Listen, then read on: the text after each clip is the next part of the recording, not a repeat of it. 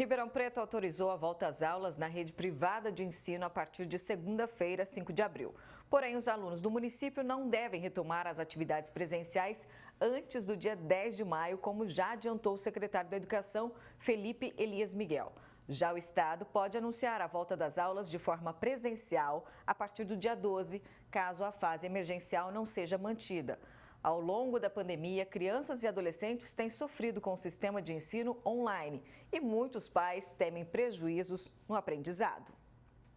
A gente segue falando sobre esse assunto nesse estúdio especial do Jornal da Clube deste sábado. Tenho o prazer de receber aqui o Dr. Paulo Teles, ele é médico pediatra, também o Eduardo Guerra, advogado, especialista em educação, e a Maria Fernanda Teixeira Rocha, ela que é do movimento Escolas Abertas de Araraquara e também odontopediatra. Eu começo então com o Dr. Paulo Teles, médico pediatra, nos atende direto lá da capital. Doutor, é evidente que a segunda onda dessa pandemia tem feito mais vítimas. Então eu pergunto para o senhor, até para a gente tirar qualquer dúvida dos pais, ainda é seguro termos escolas abertas para as crianças nesse momento? Boa tarde, seja bem-vindo aqui.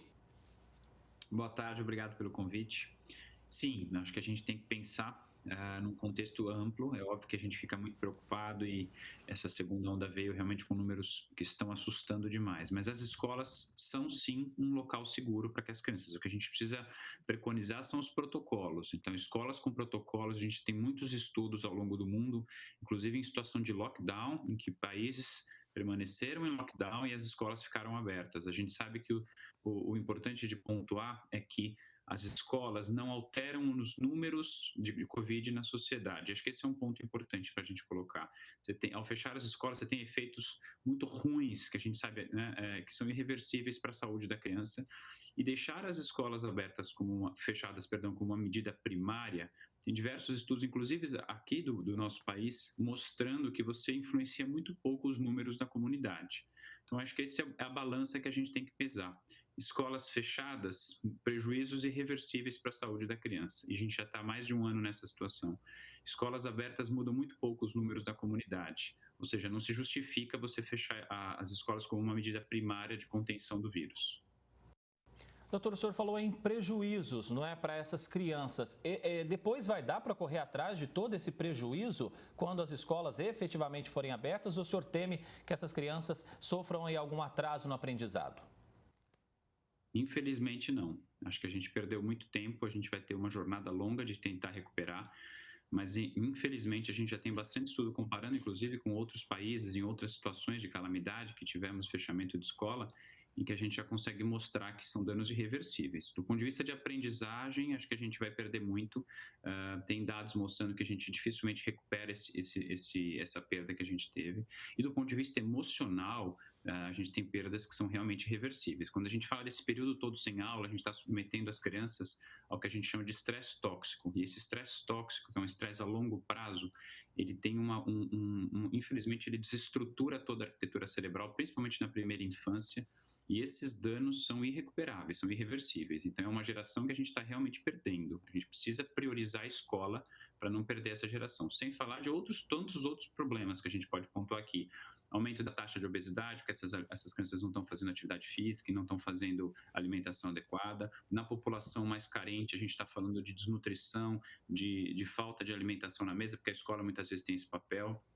Aumento da taxa da violência doméstica, né? Aumento da taxa de evasão, você perguntou das perdas, a evasão aumentou bastante, é uma geração que se perde porque essas crianças não voltam mais para a escola e é isso a longo prazo como sociedade, a gente sabe que menores salários para essa geração, né? E muito mais chance de problemas sociais que a gente tem. Então, realmente, são perdas que vão ser irreversíveis. Ou a gente toma uma atitude, ou a gente como país passa a priorizar a educação e as nossas crianças, ou as perdas vão ser gigantes para a sociedade.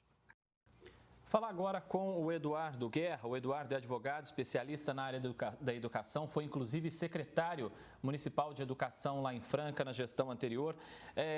Guerra, como você considera esse atual cenário do nosso país com escolas fechadas, principalmente no nosso estado? Você defende as escolas abertas nesse momento? Ótima tarde para você. Boa tarde, André. Boa tarde aos colegas. Obrigado pelo convite para estar aqui com vocês. André, tendo em vista estudos realizados ao longo desse período de pandemia, um deles da Fundação Carlos Chagas, traz um dado de que 81,9% dos alunos da educação básica deixaram de frequentar suas escolas no ano letivo de 2020.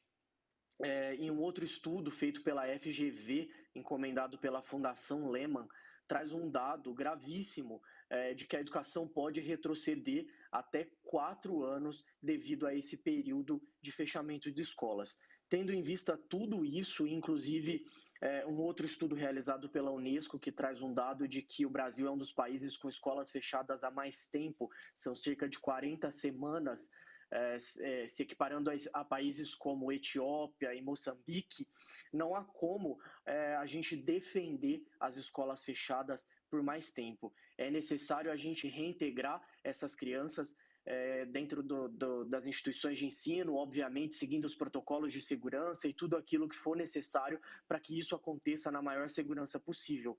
Mas é necessário que essas crianças retomem as suas atividades escolares com a maior urgência possível. Eduardo, enquanto foi possível abrir as escolas, praticamente aí só a rede particular não exerceu esse direito. O abismo entre a educação privada e a educação pública, ela precisava ser analisada nesse momento pelos gestores também? Sem sombra de dúvida, André, é necessário que os gestores, tanto a nível estadual quanto a nível municipal, principalmente, que é onde as escolas têm se encontrado fechadas há mais tempo e têm tido mais resistência em abrirem, é necessário que os gestores enfrentem esse desafio e, de certo modo, nesse período, enfrentem tanto a sociedade quanto a própria comunidade escolar para que a gente consiga abrir essas escolas. Eu vou até a cidade de Araraquara agora falar com a Maria Fernanda, ela que faz parte do movimento Escolas Abertas. A senhora é mãe e, além disso, também profissional da saúde voltada aí para as crianças. O grupo Escolas Abertas lutaria por uma causa que colocasse essas crianças em risco? Boa tarde para você. Boa tarde, tudo bem? Jamais. Isso que deixa a gente muito inconformada, porque muitas vezes, enfrentando essa luta, né, a favor da educação e a favor da infância, a gente ouve críticas como se nós fôssemos irresponsáveis, e jamais. É muito importante pontuar aqui que são pessoas da sociedade civil, normalmente pessoas engajadas das diversas profissões e com um objetivo comum: proteger a infância e os direitos que essa infância tem. Então, a educação, ela é um direito garantido por Constituição e ela está sendo violada. Tá? E não é só a educação, quando eu falo educação, não é só o letramento, né? É toda a rede de proteção que a escola significa para muitas crianças, principalmente as mais vulneráveis. É inegável o papel social que a escola tem nessa população mais vulnerável, além do letramento, né? Da educação em si. Então, a gente sempre está aí respondendo aos questionamentos, mas essa pergunta que você me fez, a gente sempre recebe. Jamais eu, como mãe, e as outras mães e pais do nosso grupo lutaríamos por uma coisa que não fosse a favor dos nossos filhos e dos filhos das outras pessoas da comunidade. Maria Fernanda, o Escolas Abertas aí de Araraquara é um braço daquele movimento da capital paulista, até do estado como um todo, que luta para ter esse direito. O que vocês têm trocado de experiências e qual as maiores dificuldades que vocês têm enfrentado nesse momento com as crianças tendo aulas remotas? Bom, sim, o movimento Escolas Abertas Araraquara é um braço do movimento de São Paulo, que surgiu lá no final do ano passado e depois ele foi se espalhando pelo estado todo e também por outros estados do Brasil. A gente está aí junto, sempre se fala, as ações são coordenadas e aí estamos aí em busca desse intuito máximo que é a educação para as crianças. A segunda pergunta... A segunda pergunta, as maiores dificuldades de lidar com uma criança tendo aula remota. Muitas das vezes nem é possível ter essa aula remota, né? Para quando essa aula remota é possível, nós temos a dificuldade da tela em si, porque na infância é muito importante esse contato, essa presença do professor, o espírito de equipe junto com outros amigos, né, da educação que só a educação presencial oferece. Então, para quem tem a opção do online, as nossas dificuldades e desafios são esses prejuízos que o ensino online oferece e não consegue alcançar aquilo que o ensino presencial poderia estar alcançando. avançando, que é 100% aí da educação, talvez, que estaria acontecendo se fosse presencial. Mas o pior problema é que nem todo mundo tem acesso ao online. Então, quem não tem acesso ao online, que são 46 milhões de brasileiros que não têm acesso à internet hoje, então, vamos falar que de 80%, 85% das crianças não estão nem tendo esse acesso ao online, aí ele perde tudo, ele perde qualquer chance de futuro melhor que a educação poderia trazer para ele. Eu vou falar mais uma vez aqui com o Paulo Teles, médico pediatra. Paulo, na sua opinião, qual é o principal erro cometido até aqui no debate sobre o fechamento das escolas? Na minha opinião, o erro começa do ano passado. A gente nunca devia ter falado de... A dúvida era, o erro foi falar sobre abrir ou não abrir. A nossa discussão deveria ter sido sempre como abrir. A partir do momento que as escolas fecharam, a gente já devia estar preparando e trabalhando em cima do como, né? De como tornar as escolas seguras. O que se fez no início a gente acreditava que o vírus tinha um comportamento semelhante aos outros vírus respiratórios, o que as crianças eram, a gente chama de super disseminadores. O que se mostrou ao longo dos meses é que não, o Covid em crianças tem uma apresentação diferente. Então, as crianças não são super disseminadores, elas transmitem de 2 a 5 vezes menos do que os adultos. Outro dado muito importante é que a taxa de mortalidade nessa população é muito baixa, 0,6%, né? E as complicações também são baixas. Então, a taxa de internação é baixa, a taxa de complicação é muito baixa. Então, graças a Deus, é uma população que dentro desse cenário tão triste é um pouco mais protegida. Então, acho que o erro inicial, a gente considerou o vírus como sendo semelhante aos outros vírus respiratórios. Acho que foi importante que se fechasse inicialmente, até a gente ter um conhecimento desse vírus. O que a gente sabe atualmente é que ele se comporta de forma diferente na população infantil, e aí a gente tem que trabalhar o como abrir. Aí, infelizmente, ainda tem gente que defende que as escolas só sejam abertas com a vacinação. As crianças não são, nesse momento, vacináveis, não existe nenhum estudo que esteja finalizado, os estudos estão em andamento, mas nenhum estudo finalizado para vacinação de criança. E o que a gente tem que trabalhar é o como eu falei. Ou seja, com protocolos, a volta às aulas é segura. Acho que esse é o trabalho que a gente tem que ter daqui para frente. Doutor Paulo, e como o senhor analisa esse abismo que a gente já falou, inclusive aqui, entre o ensino privado e o ensino público? A gente sabe que muitas crianças, adolescentes da escola pública não têm nem mesmo acesso à internet. Isso também é um baita de um problema, né? Exato, a doutora Maria Fernanda pontuou muito bem. Esse abismo, na verdade, só se escancarou ainda mais durante a pandemia, né? Acho que a pandemia, eu digo que não trouxe nada que não existisse, ela só escancarou os problemas da nossa sociedade, desde individuais, como a nossa falta de pensamento coletivo. A gente tem números que eu acho que a sociedade tem responsabilidade, dos nossos governantes irresponsáveis com medidas, infelizmente, sem nenhum embasamento científico, né? Então, acho que a gente escancarou esses problemas, mas fica muito evidente, e acho que a gente perdeu uma oportunidade grande, inclusive com os sindicatos dos professores, da gente mostrar esses problemas e tentar, como sociedade, trabalhar em cima da melhoria da educação pública, que infelizmente sempre foi abandonada. Nosso país não valoriza a educação.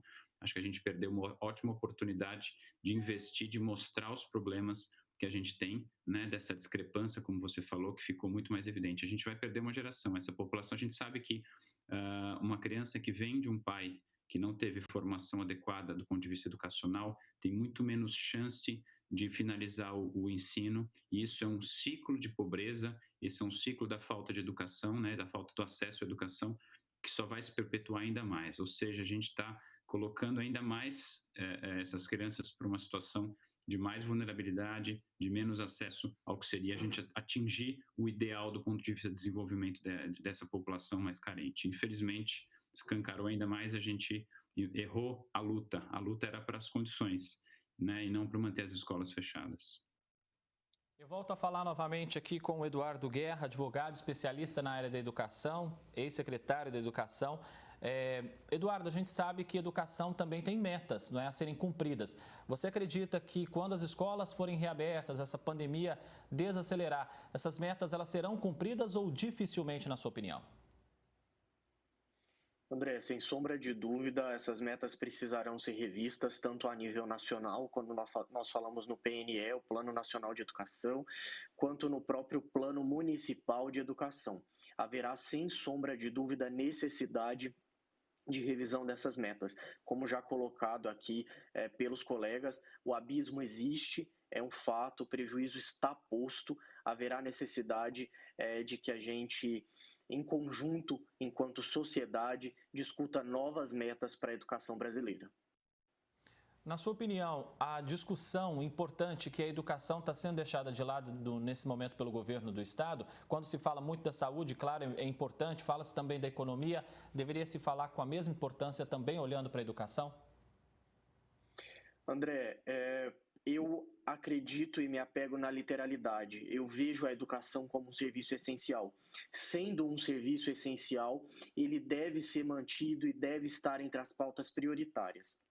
Neste ponto, aproveito a oportunidade até para parabenizar o secretário Rocieli, que vem defendendo as escolas abertas desde o início da pandemia, vem lutando por isso e tem entendido que a escola, como colocou a doutora Maria Fernanda, não só é um espaço para letramento, mas também um espaço para acolhimento desses menores e também para socialização dessas crianças que há mais de 40 semanas se encontram dentro de casa e nós não sabemos mais em quais condições essas crianças se encontram dentro de casa. Eu volto mais uma vez a falar com a Maria Fernanda, do Movimento Escolas Abertas de Araraquara. Maria Fernanda, mais uma vez, o que você falaria para as mães que hoje ainda têm dúvidas se mandaria o seu filho para a escola se a escola fosse reaberta? O que você diria para essa mãe, enquanto pessoa que faz parte desse movimento Escolas Abertas e também odontopediatra, ou seja, lida com criança diariamente? Eu diria o seguinte: saia da sua visão micro e vá para macro. Busque informações em fontes confiáveis. Acredite na ciência. Todos os nossos avanços foram baseados em ciência ao longo da nossa vida, vide vacina. Então, a gente não pode ouvir um radialista local, muitas vezes que é um formador de opinião, infelizmente com uma opinião errônea, uma vizinha, uma experiência isolada de um amigo e tomar isso como verdade absoluta. Busque fontes confiáveis de informação. A informação de qualidade, ela é libertadora. A gente consegue tomar atitudes e decisões quando a gente tem informação. E por isso também eu luto tanto pela educação. Como é que uma pessoa sem educação vai buscar uma informação? Não vai, a gente limita a capacidade de interpretação dessas pessoas. Então a educação vem aí, ela é muito importante para a gente poder interpretar o que está acontecendo, buscar fontes seguras e assim tomar decisões coerentes. Então, meu conselho é assim: busque fontes seguras. A ciência está aí nos mostrando que escolas com protocolos são seguras. Tem médicos, tem cientistas, tem órgãos competentes nacionais e internacionais que já provaram isso. Inicialmente, lá atrás, no início da pandemia, a gente foi pego de surpresa, então a gente teve que entender essa pandemia. Um ano depois, o que mudou? Mudou porque a gente já conhece a dinâmica dessa doença, já sabe como que ela é transmitida e como ela pode ser prevenida. Então, através dos protocolos exaustivamente já relacionados em todas as pesquisas e artigos publicados, eles protegem tanto crianças quanto professores. Não podemos mais compactuar com esse crime contra a infância. Então, minha opinião é: busque informações de fontes confiáveis e assim você vai poder tomar a decisão correta. Eu vou voltar a falar com o Paulo Teles, pediatra. Paulo, quando a gente analisa... todo mundo, claro, todos os estudantes estão tendo prejuízos nesse momento. Mas quando a gente fala daquele pequenininho que está ali na alfabetização, o prejuízo vai ser maior para essas crianças do que aqueles que já estão no ensino fundamental, no médio? Explica para a gente. Acho que a primeira infância, sem dúvida, é que mais sofre, né? Porque é muito difícil de eu colocar essa criança na frente da tela para que ela tenha qualquer aprendizado. Então, o ensino online para os pequenos é muito mais, eu acho que é um desafio quase que impossível de ser cumprido. Essa criança tem uma demanda muito importante desse início de socialização, a interação entre os pares, esse sair do ambiente domiciliar, ir para um ambiente com outro adulto, que é o coordenador, que cria as regras, que cria desafios novos. Então, acho que, sem dúvida, a população menor, né, é a que mais vai sofrer. E como eu falei, nessa fase inicial de toda a estruturação neuronal dessa criança, essa desestruturação pode ser definitiva. Então, realmente, eu sinto muito pela população menor, e a gente sabe, inclusive, que quanto menor a idade, menor é a taxa de transmissão dessa criança. Então, eu vejo muito receio em relação à educação infantil, porque essas crianças, muitas vezes, abaixo de 2 anos, por exemplo, não vai conseguir usar máscara, de 2 a 5 anos usa, mas pode usar com algumas restrições, e não consegue manter um distanciamento. Ainda assim, é seguro que a população, né, que essas crianças da educação infantil frequentem a escola, os professores com equipamentos de proteção individual, ventilação, uso de bolhas, com as medidas adequadas, mesmo para a população menor, a volta às aulas é segura. E é, sem dúvida, acho que a população que mais vai sofrer, as crianças que mais vão sofrer a longo prazo, como eu tenho dito, em termos de não conseguir recuperar. Eduardo Guerra, qual deve ser o papel dos gestores nesse momento? Claro que aqui a gente está vendo que vocês defendem a volta às aulas de forma segura, mas enquanto isso não acontece, qual que é o papel do gestor em garantir que essas crianças tenham pelo menos esse acesso remoto, então? André, num primeiro ponto, eu acho que o papel dos gestores é fortalecer o sentimento dentro das suas áreas de volta às aulas e a importância de que isso aconteça. No segundo momento, o papel dos gestores também é providenciar tudo o que é necessário para que essa volta às aulas aconteça com segurança, levando informações e adquirindo todos os EPIs necessários. Em terceiro ponto, em relação ao ensino remoto, a importância do gestor nesse momento é acompanhar dia a dia, semanalmente, os dados desse ensino remoto, como ele vem sendo aplicado e se desenvolvendo na respectiva rede, seja ela privada, seja ela pública, e traçar estratégias para aqueles alunos que não têm tido acesso ao ensino remoto. Isso é muito importante. Isso é uma coisa que eu trabalhei muito no ano passado na Secretaria de Educação de Franca, a importância da busca ativa. Nós não podemos perder nenhum aluno. É importante que a gente incessantemente esteja em contato com esse aluno, seja através de uma tela de vídeo, ainda que não é o importante nesse momento, ainda que não seja o que a gente esperava para esse momento, mas é importante que as redes não percam o vínculo com essas crianças nesse momento. Maria Fernanda, na sua opinião, muita discussão política por trás disso, ou seja, essa discussão que não deveria acontecer está acontecendo e prejudicando as crianças, os estudantes, na sua opinião? Sim, além da discussão política, está havendo uma polarização, né? A favor ou contra. Eu acho que a educação, ela transcende opinião. Educação, ela vai para a essencialidade do tema. Então, as pessoas podem opinar em levar o filho para a escola ou não, mas que a educação é essencial, isso não é uma questão de opinião. Infelizmente, a gestão, né, que a gente tem visto aí politicamente, a educação, acho que ela representa um custo e não um investimento, que deveria ser assim, né? Até porque uma nação, ela é construída por ideias, por pessoas e não por tijolos. Então, quando eu vejo, eu acho que a gente tem que ser racional, mas quando eu vejo que tem bar, como tinha agora há tempos atrás, bar aberto, loja de construção aberta e uma escola fechada, não tem como aceitar isso. Então, eu acho que a gente tem que deixar a polarização de lado, né? Aceitar e entender a essencialidade da educação, e os gestores têm esse dever para com a população, esse dever de colocar a educação em primeiro lugar. No mundo todo, a escola foi a última a fechar quando houve necessidade e a primeira a reabrir quando houve possibilidade. Nós estamos vivendo uma fase difícil da pandemia, mas eu acho que é hora da escola mostrar o seu papel e mostrar que é seguro voltar para a escola com protocolos. Então vamos tentar recuperar um pouquinho desse tempo todo perdido, dando prioridade para a educação nesse momento. Eu peço aí, se eu pudesse pedir, né, aos gestores que tenham essa consciência, eles estão no lugar em que estão porque foram colocados por nós, população. Então, a gente, né, nós, nossos filhos, as famílias merecem esse respeito. Priorizem a educação. Participaram nesse estúdio especial aqui conosco, falando sobre a importância da volta às aulas presenciais, o Dr. Paulo Teles, pediatra, também Eduardo Guerra, advogado, especialista em educação, ex-secretário de Educação de Franca, e também a Maria Fernanda Teixeira Rocha, ela que faz parte do movimento Escolas Abertas de Araraquara, além disso, odontopediatra. Muitíssimo obrigado a todos vocês pela presença aqui.